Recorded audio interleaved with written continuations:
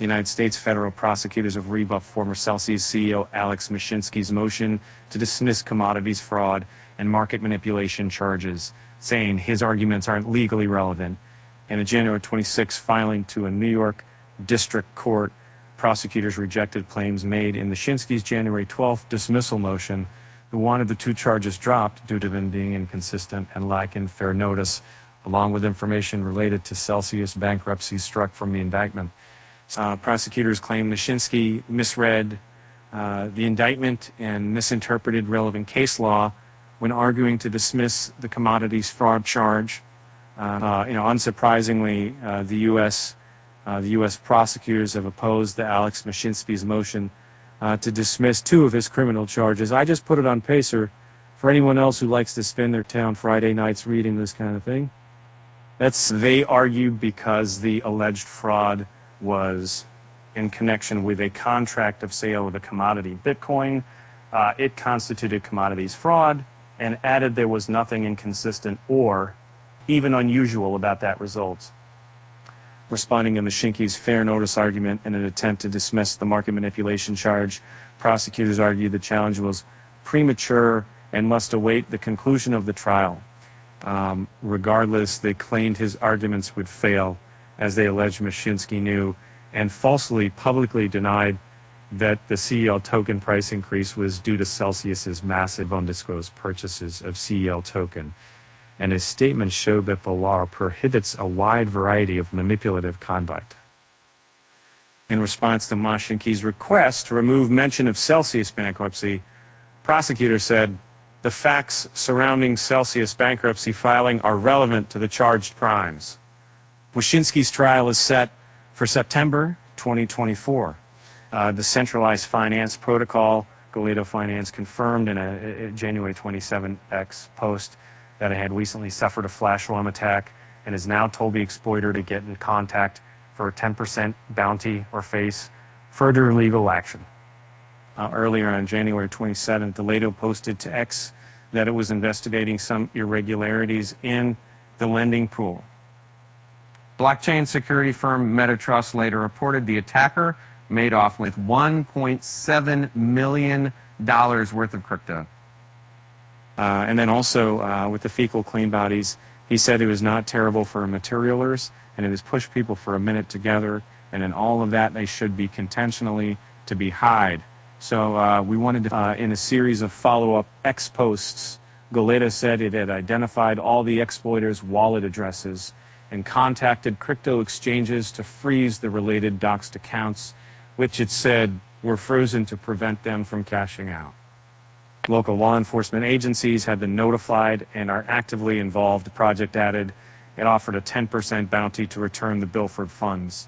And the Galeto team has completed the initial investigation of the large borrowings in the lending pool. The team has determined that the issue is related to a flash loan. The lending pool will remain paused as the team continues working on a solution. Meanwhile, Galeto said the affected lending pool and loan interests will remain temporarily frozen. The blockchain-backed karaoke platform Samsung disclosed it was exploited to the tune of $11.5 million, with $730 million of its SSX tokens stolen in a January 27 hack.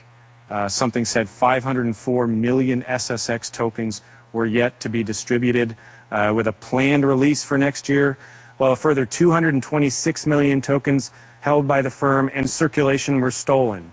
And according to the investigations conducted so far, it has been confirmed that the hacking incident is not related to any member of the Samsung team. The firm wrote, it is assumed to have been conducted by the professional hackers specializing in hacking virtual assets, considering the methods.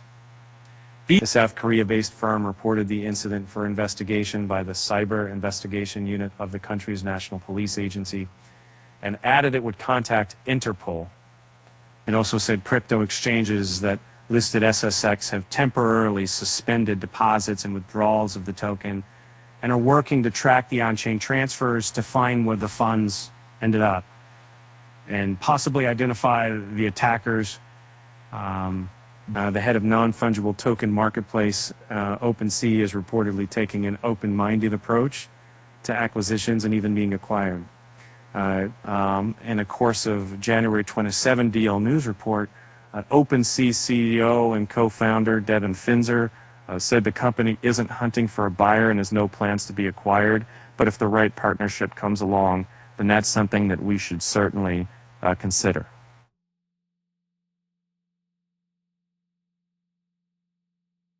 OpenSea once dominated NFT trading volumes and market share, but now trails behind rival Blur. At its height, OpenSea saw anywhere between 60,000 to over 80,000 daily transactions, which has now fallen to around 20,000 a day per DappRadar data. Its volume has also tanked. Its January 27th trading volume came in at just over 2.8 million, to 98% down from its 144.5 million from around the same time in 2022. And meanwhile, on January 27th, Blur posted $15 million in trading volumes, despite having less than half of OpenSea's nearly 11,000 unique active wallets.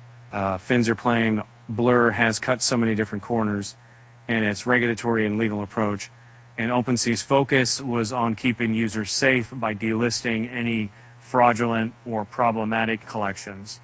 And access to grow. Commodity Futures Trading Commission Chair Rostin Bainum said there is a risk that the approval of spot Bitcoin exchange-traded funds will be misinterpreted by investors as a sign, and the asset is regulated when there is, quote, nothing firmly in place to oversee digital assets. Hong Kong's Securities and Futures Commission warned of possible risky staking programs affiliated with the Floki ecosystem that claim to post up to 100% annual returns. The Floki teams, however, said the SFC's complaint is that the staking programs perform too well. And Web3 Gamer, Axie moment for Shrapnel and Star Atlas, hit game recipe, Line Chronicles review.